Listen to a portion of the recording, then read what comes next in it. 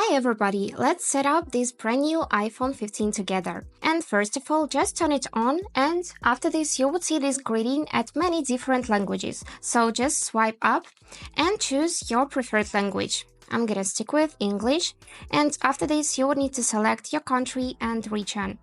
I'm gonna choose United States, and now you just need to select appearance, default, medium or large. So after this, you can select Quick Start or Setup without another device.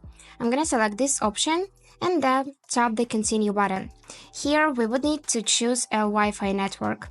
Let me just choose for my Wi-Fi and then select Password. After you connected to the Wi-Fi, you just need to read data and privacy rules, or you can just simply tap Continue and proceed to the next step. And here you would need to choose Setup for myself or Setup for a child in my family. I'm gonna choose for myself, and now you can also create your Face ID, or you can do it later in the settings, so let's just choose this option. Continue, Setup later. And now we just need to create an iPhone passcode.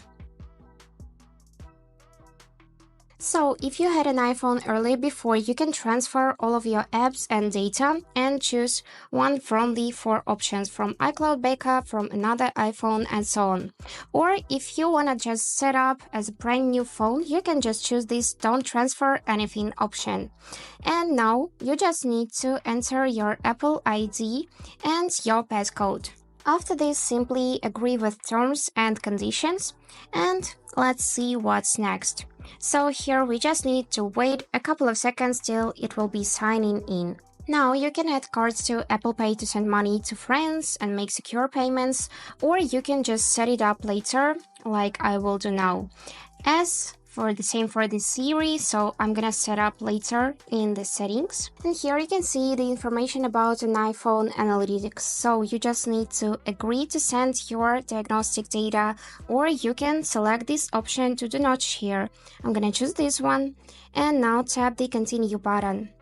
And we just need to swipe up to get started. And here it is.